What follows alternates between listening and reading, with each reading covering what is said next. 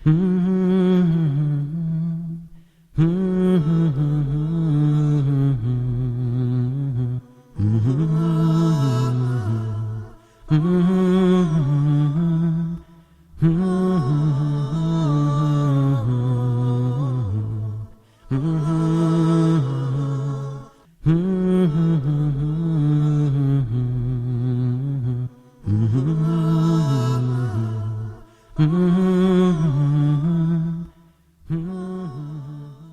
الله الرحمن الرحيم. الحمد لله رب العالمين، وصلى الله وسلم وبارك على المبعوث رحمة للعالمين سيدنا ونبينا وحبيبنا محمد صلى الله عليه وآله وصحبه أجمعين.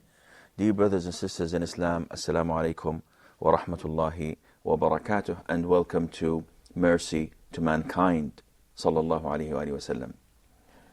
Now, we've reached almost to the 10th year after the Prophet ﷺ received the first revelation. After 2 or 3 years of being surrounded in Shi'b Abi Talib by the pagans, not allowing anyone to sell or buy from them, not allowing anyone to talk to them or communicate with them, after 3 years, they came back to their senses and they let them out of that siege they were in. Just as they went out, Abu Talib, who was 80 years old, felt the number of years and the trouble that he had to defend the Prophet ﷺ from facing. He fell sick, and soon afterwards he died. He was the supporter of the Prophet ﷺ. Though he was a non-Muslim, but he supported the Prophet ﷺ more than any Muslim could have done so. Sheikh, so what was the reason of not becoming Muslim, despite he was supporting the most supporting one of the Prophet and the most protecting one of the Prophet ﷺ? The reason was that he was a man of customs and a man of tradition. And in so many cases, it is the customs and traditions that prevent people from changing their way of living. And change is a positive process, but it has to be to the positive. When the Prophet ﷺ came to him while he was on the bed of death, while he was dying, he came to him and urged him, "Uncle, say the word, say, La ilaha illallah. I bear witness that there is no God worthy of being worshipped but Allah alone, subhanahu wa ta'ala. Say it and give me the excuse to intercede at the side of Allah with it, so that you will be saved from hell." And he kept on thinking of doing so, but unfortunately next to him was Abu Jahl and another of the pagans, telling him, "Are you willing to abandon the religion of your ancestors, of your father Abdul Muttalib, of your grandfather Hashim, and so on?" So they kept on reminding him of his traditions, of his customs, of the things that he lived for all of his life. It wasn't that easy for him to do. And he was in a struggle. But at the end, he looked at his nephew and said, "Muhammad, I will not die and let the people talk and say that I have abandoned the religion of Abdul Muttalib." Therefore, he died on the religion of Abdul Muttalib. There are weak and unauthentic narrations that say that in his presence was Al-Abbas, his brother. And Al-Abbas told the Prophet ﷺ that, "I heard him say the word and whisper it." But the Prophet told him that, "I did not hear it." These are unauthentic. And we have, unfortunately, a lot of unauthentic hadiths and reports trying to change the situation.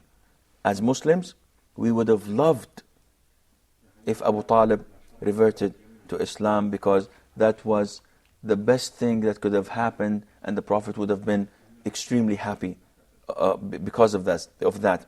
Abu Talib was like a father to our Prophet ﷺ. He took care of him when he was 8 years old, and he lived with him since. So 42 years he was supporting the Prophet ﷺ, taking care of him, defending him, and he knew that he was the messenger of Allah. He knew that he was saying the truth, and he never said it was a lie. But simply the traditions and customs that overtook his decision, and he died as a non-Muslim. Sheikh, is that true that the Prophet Muhammad, peace be upon him, asked from God to elevate in his punishment on the Day of Judgment in the hell? Well, he did not ask, but the companions of the Prophet once asked the Prophet himself. They told him, Abu Talib was a great help and support to Islam. So what did that do for him? What good you, Prophet Muhammad ﷺ, presented to him? He said, well, because of what he did to me, and because of me, Allah Azza wa Jal has made his punishment the least in hell. And how was that? The Prophet told us that the least punishment in hell was for Abu Talib. A stone, a burning stone, is to be put in his slippers. From its heat, his brain boils. And this is the minimum thing that anyone could be punished in hell. Yet Abu Talib thinks that he is the greatest, he's having or receiving the greatest punishment of all. Now imagine, this is hell, and this is the minimum. So what about the maximum? What about those who go down and down and down? God protect us from hell. So the Prophet ﷺ was shocked by the death of his uncle, and he was shocked again by the death of his uncle as a non-Muslim. And if you notice that the life of the Prophet ﷺ was filled with tragedies. His father dying when his mother was pregnant, and then his mother dying when he was 5 or 6 years old, and then his grandfather Abdul Muttalib, who took real good care of him, also died when he was 8 years old. And then the revelation came to him through his life, the death of his 2 baby boys, Al-Tahir, Abu Al-Qasim and Al-Qasim and Abdullah, as infants, and he was left without any son of his own. And then the death of Abu Talib when he was what? Almost 50 years old. So when you need the support, when you need the help, all the help you can get, you're not young anymore. His uncle died, and he lost the support that he had. And to add to his grief, only 3 days afterwards, the love of his life, his best friend, his companion, the perfect woman of this life, as the Prophet told us that 4 women only were perfect, and among them was Khadija bint Khuwaylid, may Allah be pleased with her. 3 days after the death of Abu Talib, she also passed away. And that is why the people called that year the year of grief. It was so shocking and so bad to all the Muslims to hear what happened. And you can imagine the effect it had on the Prophet ﷺ. The death of his lovable uncle who supported and protected him, and 3 days afterwards the death of the love of his life that was with him for almost quarter of a century. Are these events has an effect on Islam, on Dawah? It definitely did, because the pagans now knew that the only thing that prevented them from attacking and abusing the Prophet ﷺ is gone, which was Abu Talib. And the wealth of Khadija was also gone, but at the time it was not of any importance, because the Prophet ﷺ did not need her money. He needed her support and love, which he now misses. So the only logical thing for him to do was to start looking somewhere else where he could find a safe haven for him to start and spread the message of Allah Azza wa Jal. He looked around, and the most appropriate choice was Taif at the time. Taif is an hour drive almost from Mecca, but it is on the top of mountains. It's a mountainous city. So the Prophet ﷺ took almost a day to get to Taif, and he went and he presented his religion to the tribes, and the dignitaries of Taif, trying to get the support from them and get them to host him and accept him to come to their city and defend him. But to his surprise, none of them accepted him. And on the contrary, they insulted him, humiliated him, and told him that if you were the messenger of Allah, it's either too low for us to believe that, or you're too high for us to talk to you. And they ridiculed him, and they did everything in their hands to reject him. And also, they asked their young ones and their servants and slaves to throw him with pebbles and stones, ﷺ, until his heels started to bleed.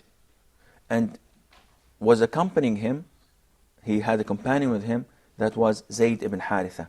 Zayd ibn Haritha tried to protect the Prophet ﷺ until his head started also to bleed because of these stones thrown at him. And in a garden there that was owned by Utbah and Shaybah bin Rabi'ah, they saw him, and they were from Mecca also.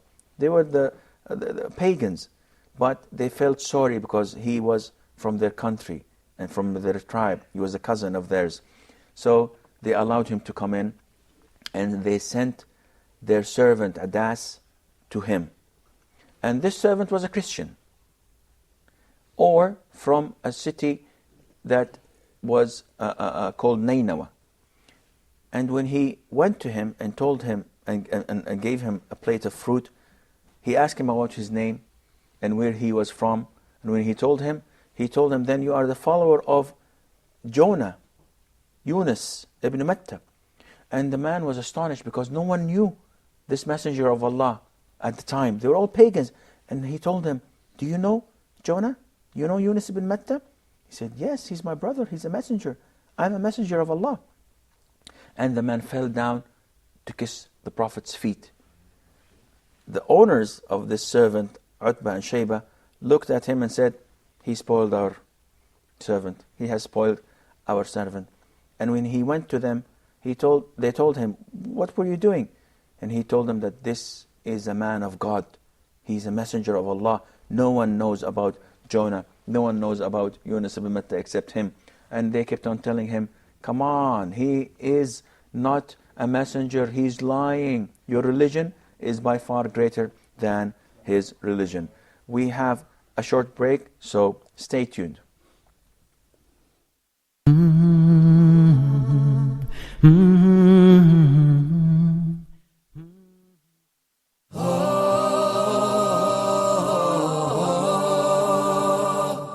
We are covering the manners in Islam that a Muslim is supposed to have in Islam. There is a strong link between having good manners and piety.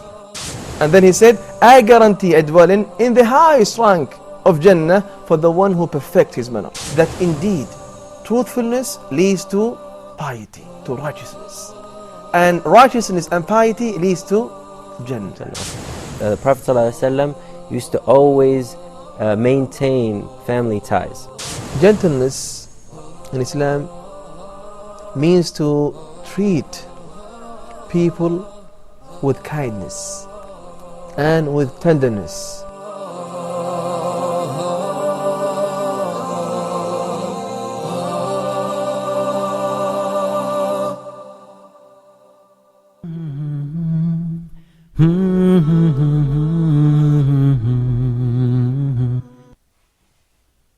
Assalamu alaikum and welcome back. The pagans did all what they can to prevent the Prophet ﷺ from spreading his message. He tried his best in Taif, the mountainous city that is about an hour drive from Mecca. He went there. He took almost a full day to reach there, and whenever he went to the dignitaries of Mecca to present his religion, they would ridicule him, they would reject him, and they would ask their servants and children to throw him with stones. Who is this man who's coming, asking us in our cities to shun our idols, our gods?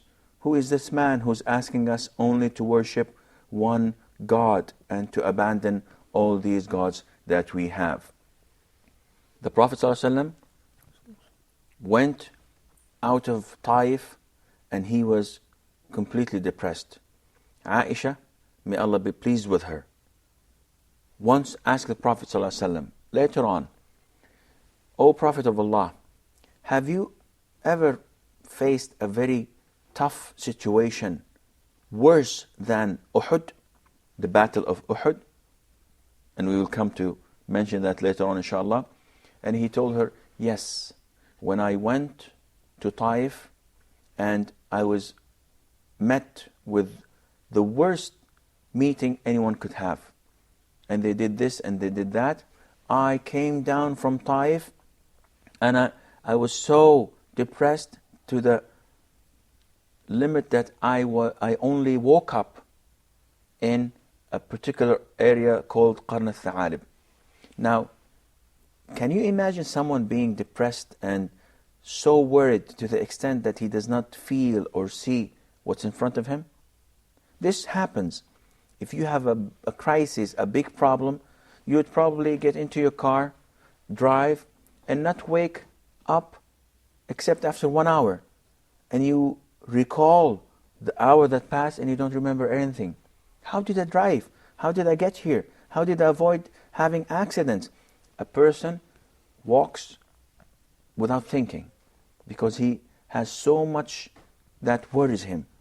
And this is exactly what happened with our Prophet ﷺ. He was not worried because of a wife or a child.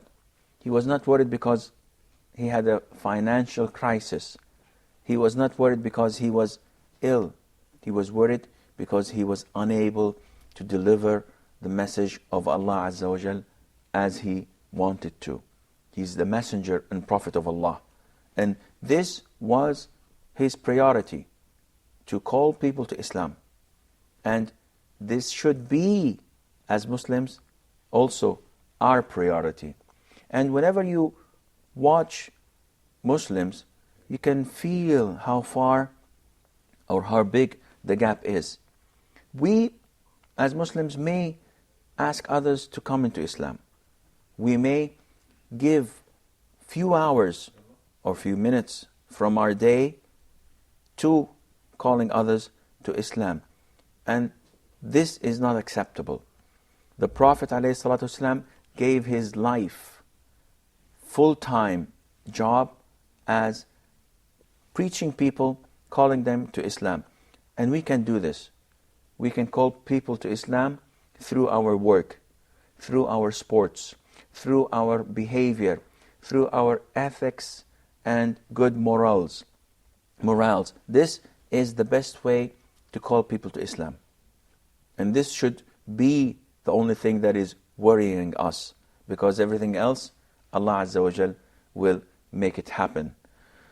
The Prophet ﷺ, while he was coming down from Taif on his way to Mecca, he saw the Archangel Gabriel, who came to him and greeted him and told him, O Muhammad, this is an angel who is responsible for the mountains. And the angel responsible for the mountains said, O Muhammad, Allah has instructed me to ask you, if you wish, the people of Taif, I could collapse the mountains on them and they will perish and die.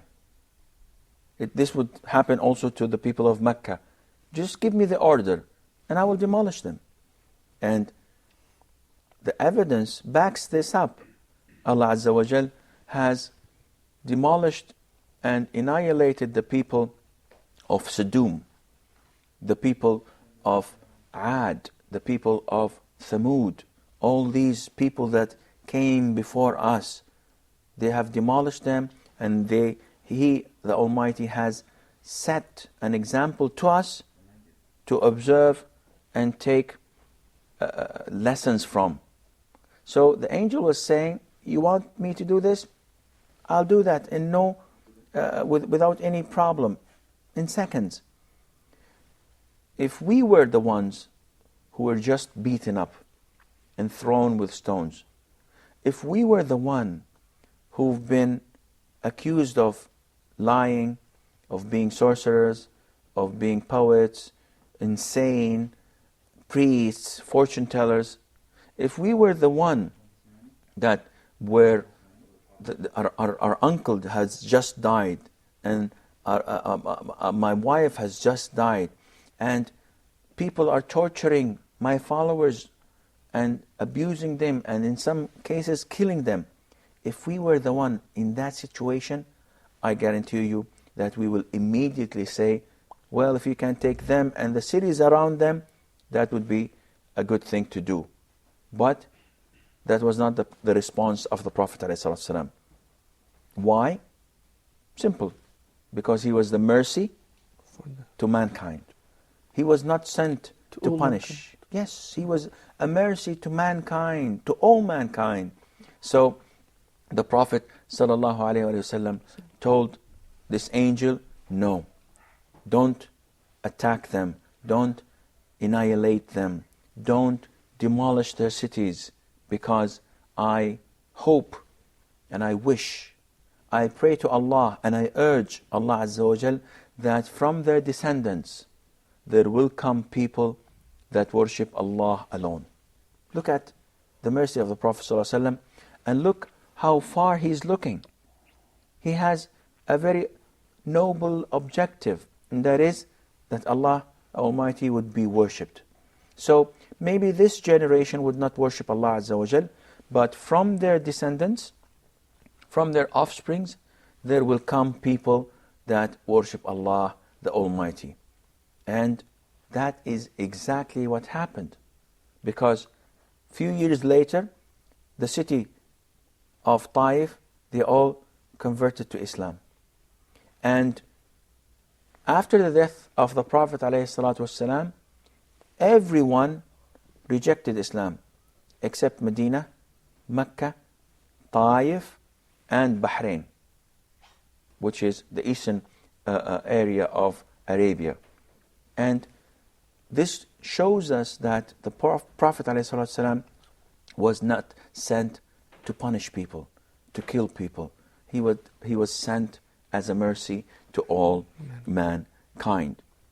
The Prophet ﷺ went back to Mecca, but then he had a problem, as many of the companions had this problem. The problem was, if he goes to Mecca, people will attack him. The same thing happened with Abu Bakr. The same thing happened with Umar ibn al-Khattab. Though they were respected among their families, but because they have declared their religion and faith, people had all the right to attack them. Abu Bakr ibn al-Khattab, he had one of the dignitaries of Mecca giving him his allegiance and protection. And that was Ibn al-Dithinna. He told him, and he went to the people of Mecca and told them, Abu Bakr is in my protection. And why was that? Because he saw him packing and wanting to leave to Yemen. And he told him, Abu Bakr, where are you going? He said, well, my people abuse me and oppress me, and they do not allow me to worship Allah, so I'm going to Al-Yemen to worship Allah there. He said, no, you are an honorable person. You feed the poor and help the needy. The likes of you do not abandon their country. Come, stay, and you have my protection. And he went to the people of Mecca and told them that Abu Bakr is in my protection. Umar ibn al-Khattab had the same problem. They wanted to kill him. But Al-As ibn Wa'il, who was one of the leaders of Quraysh, one of the dignitaries of Quraysh, said, you have my protection. As for the Prophet ﷺ, when he came back to Mecca on his way from Taif, he didn't know what to do. So he sent a man to a number of men, and each one refusing to give him protection and refuge, except Mut'am ibn Adi. Mut'am ibn Adi said, I'll give you the protection you need. And he ordered his sons to wear their armor and weaponry. And then he went to Dar al-Nadwa and met the dignitaries and the leaders of Quraysh and told them, Muhammad is under my protection. Whoever harms him, he will face war from me and my children. And the Prophet ﷺ went back to Mecca under the protection of Mut'am ibn Adi after the death of Abu Talib. And that is why on the Battle of Badr, when the Prophet ﷺ captured the prisoners of war, he said that if Mut'am ibn Adi were to be alive, I would given him these prisoners for his sake. It shows you the gratitude of the Prophet ﷺ to this, unfortunately, man who died as a non-Muslim. But still, the Prophet ﷺ appreciates the favors done to him, and he was in his turn ready to return the favor to that man who helped him. The Prophet ﷺ was now safe and able to spread his message without the fear of being attacked as it was at the time of Abu Talib. With this, we come to the end of today's program. So inshallah, until we meet you next time, fi amanillah, wassalamu alaikum wa rahmatullahi wa barakatuh.